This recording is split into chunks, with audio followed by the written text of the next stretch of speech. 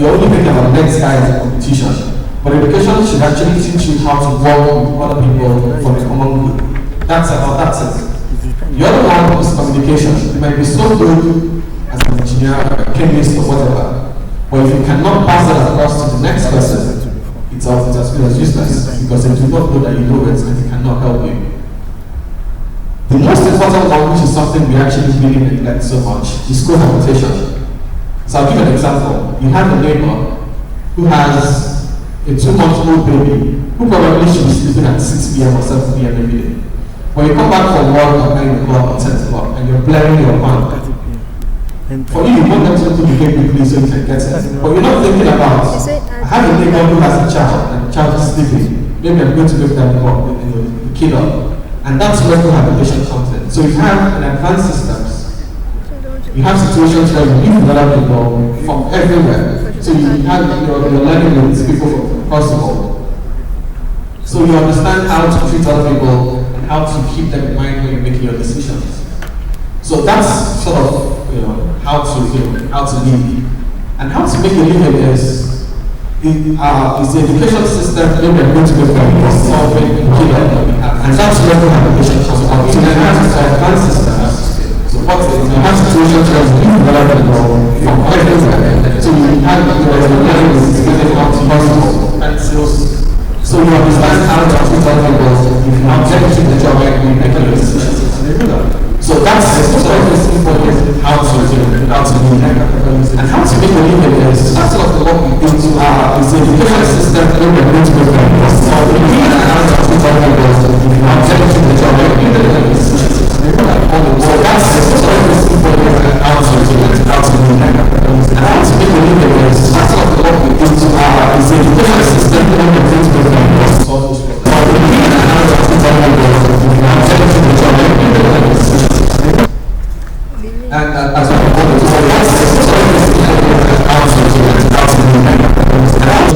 and we're thinking about how can we do something for them to enable them to think more about how to be more productive and do better at their jobs. At the same time, we're investing in other young people to get a better education. So,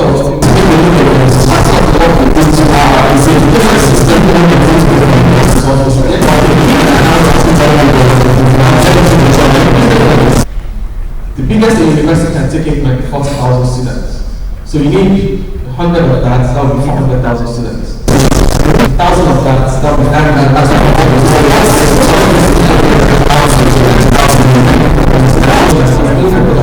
How can we do something to enable them to think more about how to work about things and do better at their jobs. At the same time, we invest in other people to get a better education. So,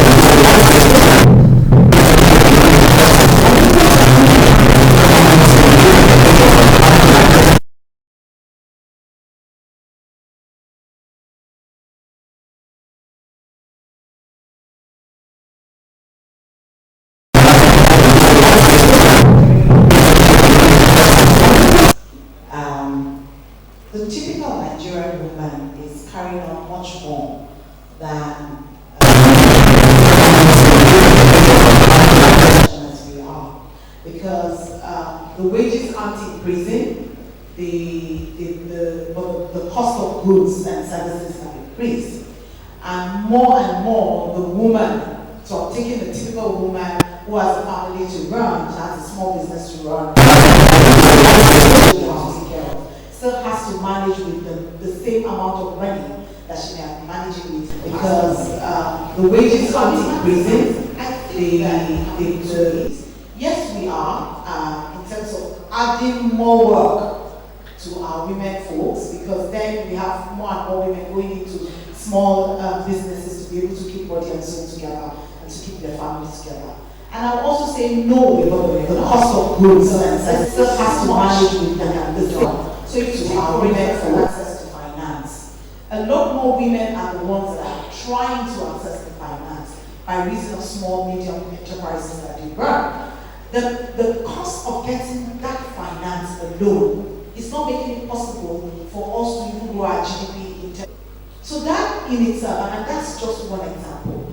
Not looking into other areas, for example. So I am at an event yesterday to our women folks, because then we have to more and more women to our women to have her children, and then she wants to start an entertainment school, so a kind of school for children in her compound, where you can use music, you can use art to train children. And the husband says no, because his mindset is, I don't want you to work. Now he's only thinking of it from the standpoint of work. He's not thinking from the standpoint of her contributions to the access to finance. So that's a lot more women also want to look at it in terms of the national agenda as it were. So whether you're talking about it in terms of politics, whether you're talking about it in terms of even access to businesses, we still haven't gotten far at all. So I at an event yesterday. I appreciate we responded, but then again, something that came standpoint of her contributions to access to finance. So that's a lot more access to finance. So meaning we also want to look at it in terms of the national agenda as well. So whether you're talking about it in terms of politics, whether you're talking about it in terms of even access to businesses. I think again we also need to contextualize it. I'm one of those women that try to ensure that the conversation, we're not feminizing, we still have to go. So access to finance, so I women alone. It is an issue for business owners. That's all in terms of the national agenda as well. So whether you're talking about it in terms of politics, whether you're talking about it in terms of even access to businesses, more issues also need to refund monies that are borrowed. So access to finance to women is a big issue. yes, I do agree it's a big issue. It's an issue for business owners. For us to throw in the towel as women, More issues also need to refund monies that are borrowed. So access to finance to women is a big issue. yes, I do agree it's a big issue. It's an issue for business owners. Tell us to throw in the towel as women now. More issues also need to refund monies that are borrowed. So access to finance to women is a big issue. Yes, I do agree it's a big issue. Of the federation, I think about 12. All right, and then she Business owners. tell us to throw in the towel as women now. Refund monies that are borrowed. So access Now, meaning that quite a number, maybe a few though, have been able to actually come out successful regardless of all the challenge. I totally refund monies that are borrowed. So access to real company. Finance to women is a big issue. Yes, I do. Now, meaning that quite a number, if you though, have been able to actually come out successful regardless of all Not the challenge. necessarily to finance. So if the person didn't have access to finance, he had access to Meaning that quite a number, if you though, have been able to actually come out successful regardless of all the challenge. Now, I'll give you an example of my business. I started a business, a consulting firm, with little or no finance. It wasn't a matter of access to finance because it was a consulting firm. I wasn't selling finance. So if the person didn't have access to finance, he had access to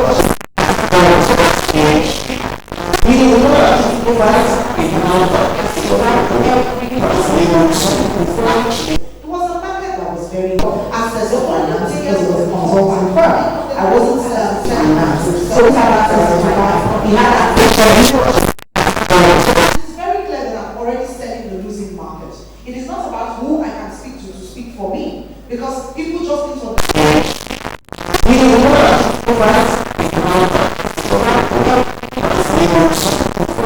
it was a market that was very access for the business community at the time to look at that. So what did I do? I had to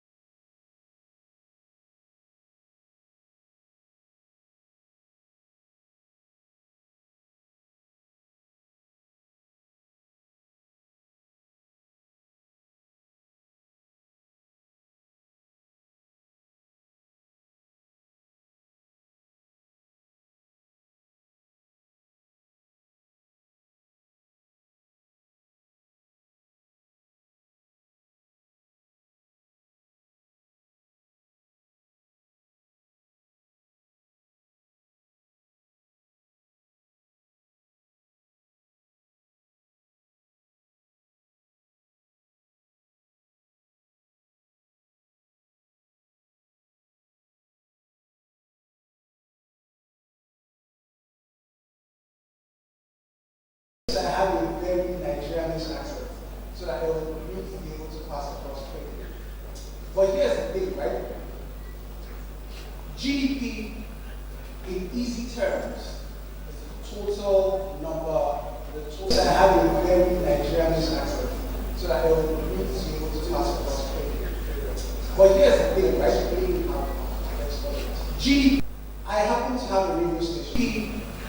In easy terms, total number, I sell jingles. I have a very Nigerianish accent, so that I will sell to what? But here's the thing, right?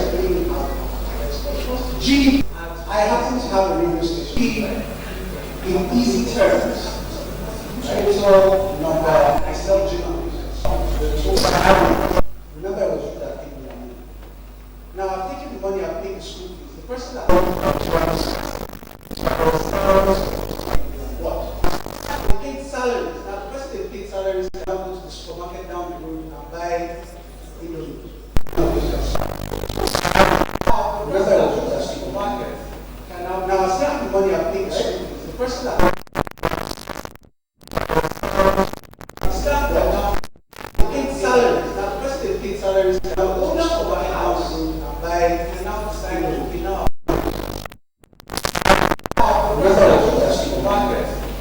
Now, I still have the money I paid the school fees. The person that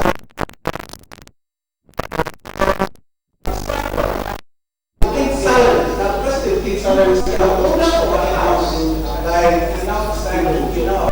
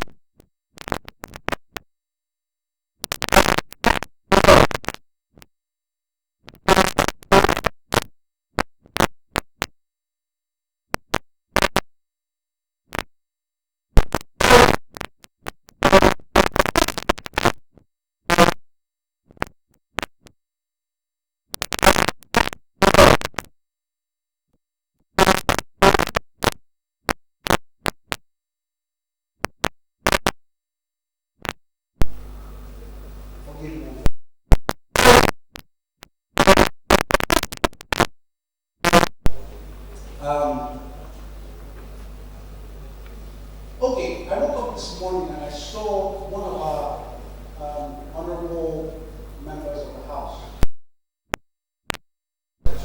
Forgive me.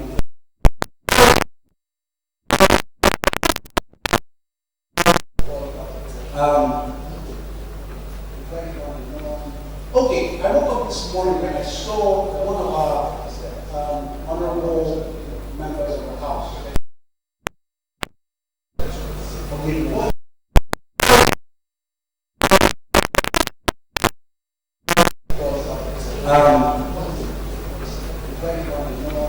Okay, I woke up this morning and I saw one of our honorable members of the House.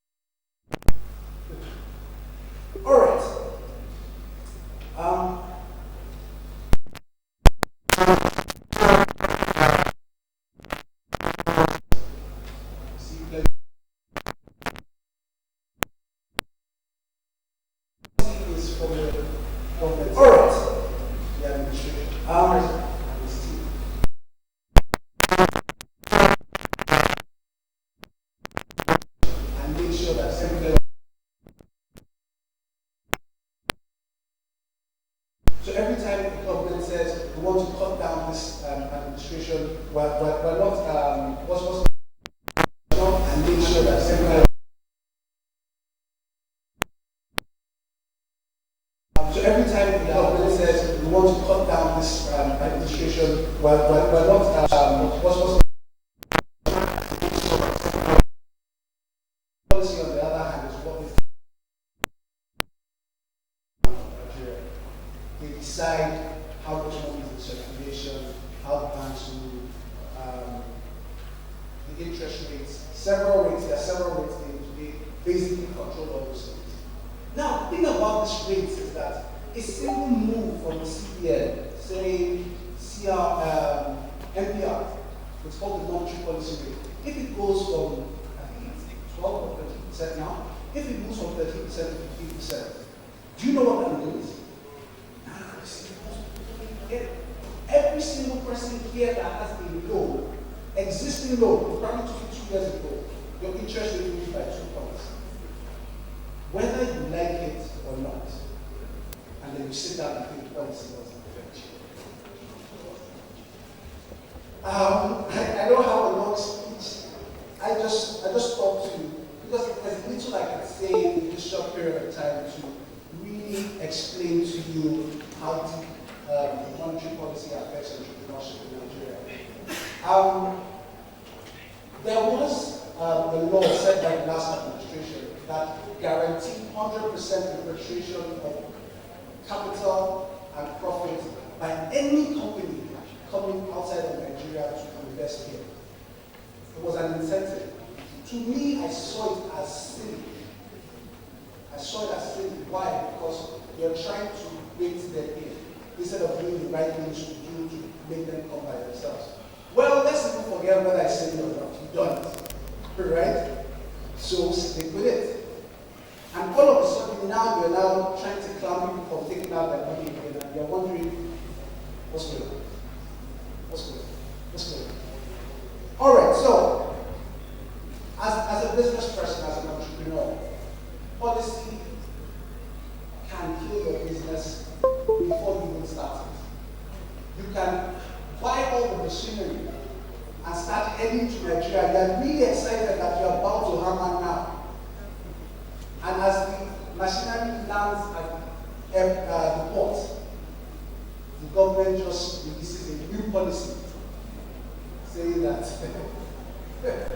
oh my God, thank you very much. A few weeks ago, I think it was about a week ago, so I heard that rice importation had been banned. No, it was not banned. Yes, we're all confused. We don't know whether it's banned or not. Yeah, it's the same thing, right? That is policy. And the fact that we all just leave these people to continue to turn this thing around as if it's their personal football, it irritates me. Because it affects you and I.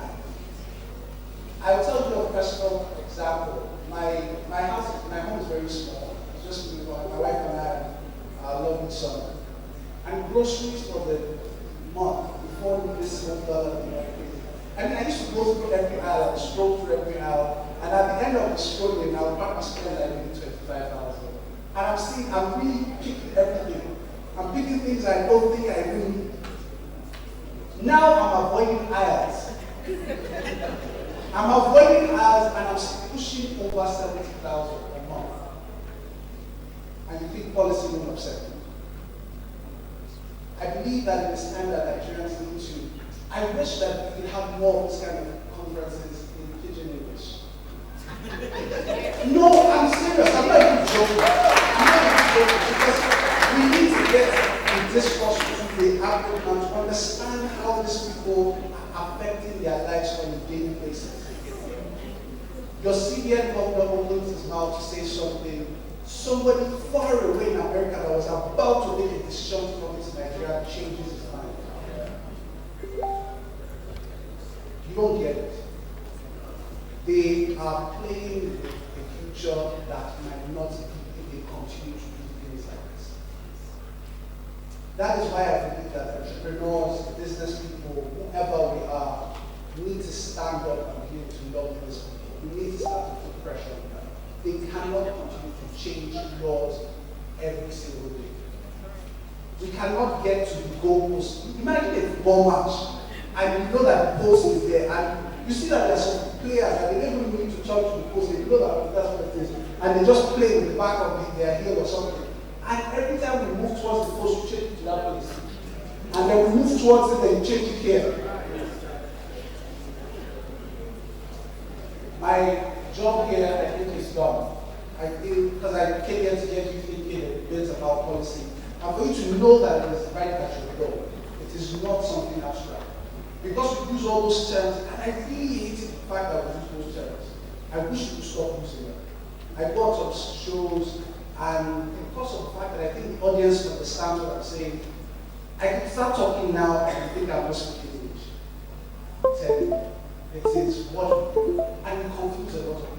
Well, the thing we're speaking about affects them on a daily basis. Everything in Nigeria is designed to kill you as an entrepreneur. Everything, from the trying to register in the name of your business, to paying taxes, everything is designed to kill you.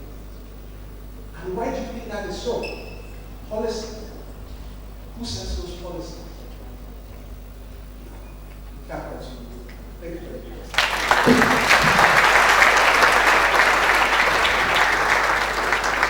Thank you so much, sir. Thank you. Quite fascinating. It's Godly Pidgin English Conference. I'm telling you, this place will scatter. They will begin with 4 whites, but on top whites are better. So, ladies and gentlemen, please put your hands together for Mrs. J.D. Kadiri, the CEO of Innovation Matters, as she does justice to the topic. Put your hands together properly. If you can't do it, let's back it. Good afternoon, everybody. Okay, so there are 2 things I'm thinking of right now. This is just before lunch. And I've done a series of this, and you know what before lunch is called? The graveyard session. So I'm hoping that this won't be the graveyard session, okay? I love what Tunji said. You don't set up this session, but really well. Because Tunji has excellently set me up for this next session. Thank you very much.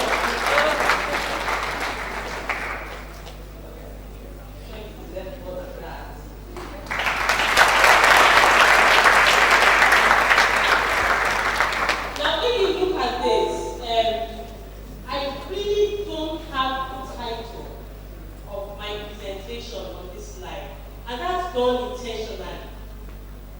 Because if you look at your folders, what you will find is speaking to leapfrogging and development. And I asked myself, what exactly is development? Right? So before we start to think, say partnering with development, what exactly does that mean? And this is the question I asked myself in 2011 when I conducted indices of civil society. Now, when we say development sector, I'm not sure if what shows up for you is civil society. What shows up for you when you say yes, development sector? Partners. Yes, everybody. No. NGOs, brilliant, great. NGOs. And a friend of mine called me a couple of days ago and said, Didi, I have this business for you. And if you pull all these your NGOs together, by the time you bring out 300 million, it will be a huge business. It doesn't work that way. So NGOs are perceived to be civil society. So what is civil society? Okay? We are looking at who they are and where they are now. What are they doing? And why should you be interested in them? Then we'll consider opportunities for partnership. Okay. I don't know if this is working or if you guys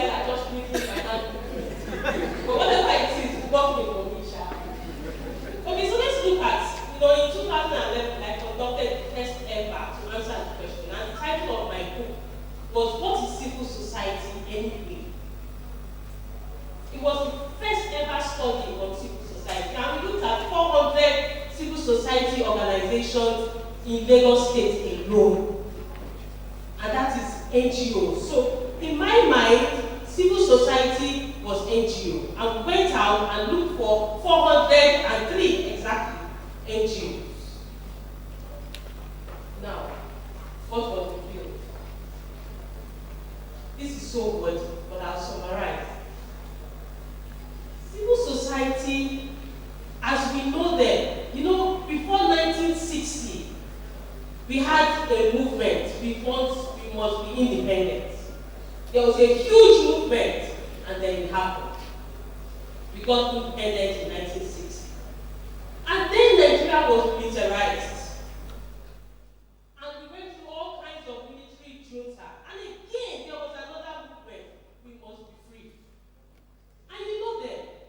You know those who were part of this. You know the Awolowo from 1960. You know Ahmad Bello. You know Nnamdi Azikiwe. You know Anthony Enamoro. Yeah? You know Fela. Thank you. Now we are getting there. So it's not so strange after all. Okay? So there was that huge movement and it happened, and something showed up. Okay? Then by 1989, another powerful movement. Fights, letters, newspapers, people being arrested, people shouting. And then it kept on going on, and then something happened. By 1999, we got the democratic government, right? Yes. Somebody, some people, some groups did something to make it happen. Now, that's civil society. So where are they now?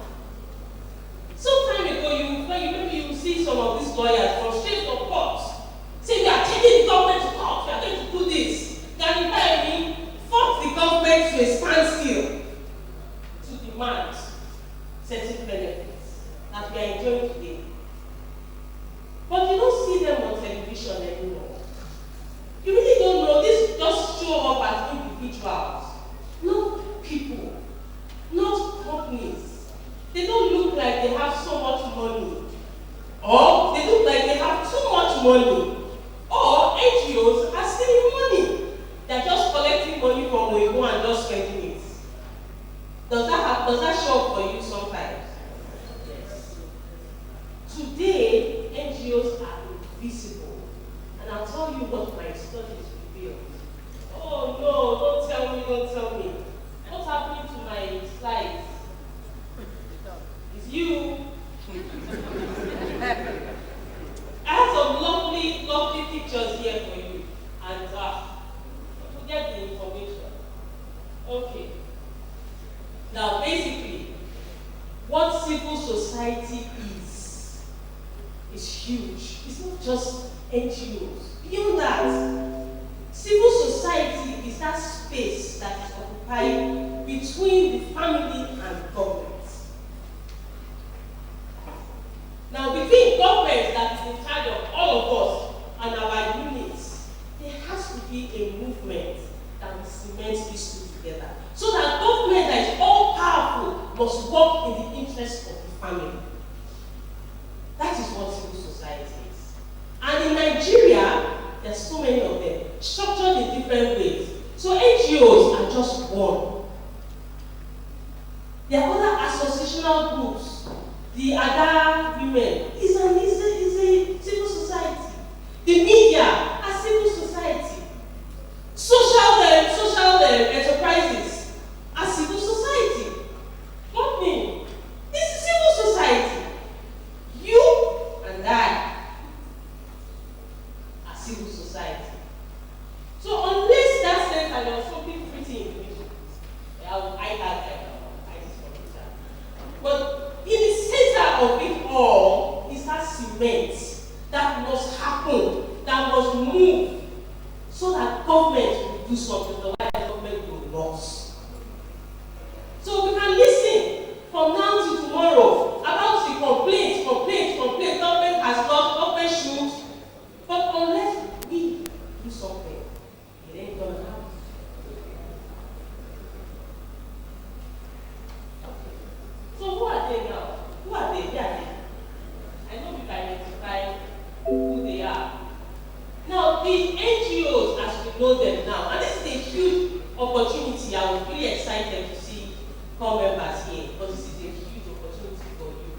For me, I didn't start working until I started having, after having my 3 children.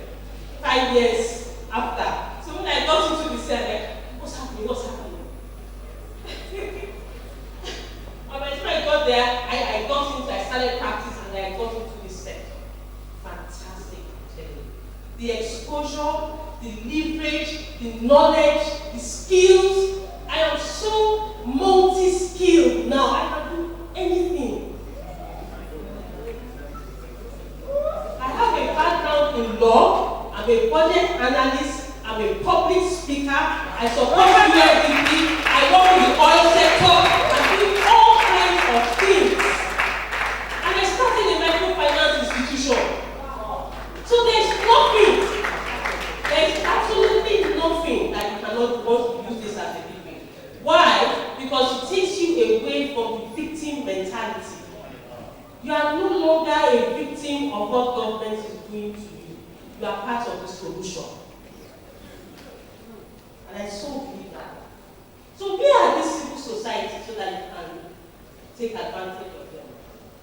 Now, I'm going to be using data.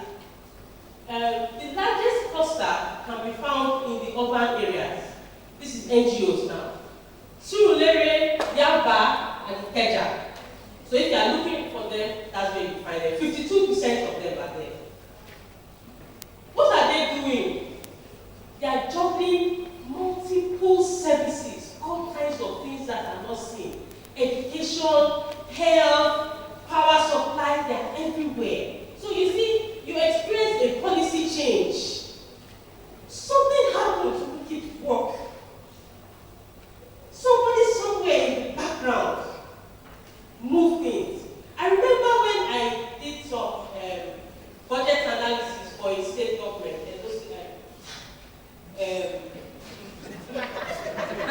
education. Now, not only education, it was one of them. Now, after I done the analysis, I saw that in the budget we had like up to 57 or not close to 60% called special duties of the total budget. So when I made my presentation, I wasn't combative. I asked, what does special duties mean?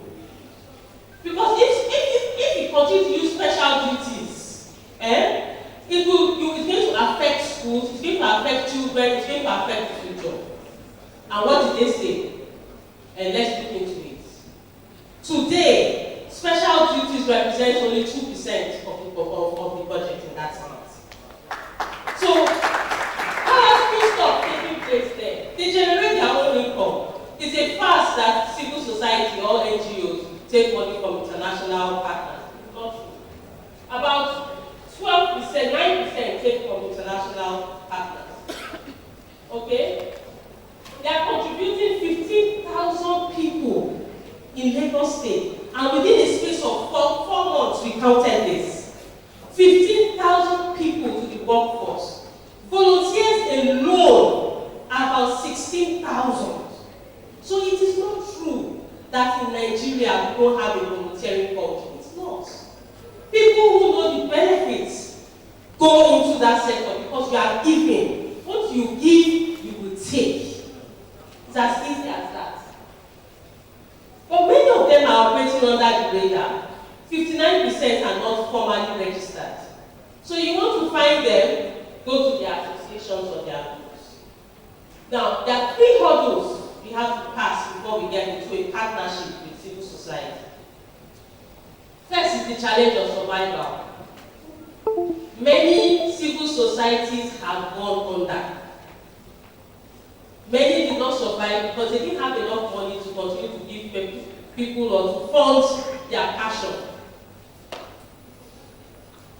What was known as civil society has evolved. Now, we have the digital space. So we used to know civil society as companies, not anymore.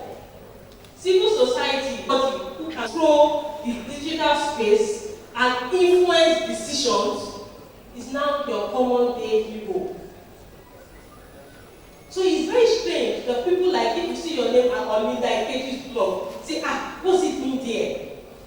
Or government is interested in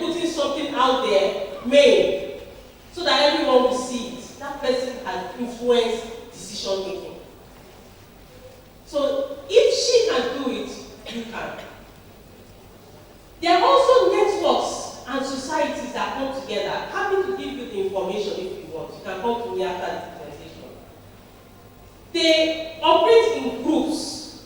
They get into the health sector, for example. You start seeing the changes in primary health centers where everybody at the bottom level will go. You start seeing there are certain things that are available. You start seeing that there's a story of a woman who died during childbirth. Who cared about 5 years ago? Nobody. But suddenly you see it is in the news, and it becomes a hot debate. Civil society, NGOs are doing that. Then there's the social enterprise, people who want to do business and at least change, not just make the money.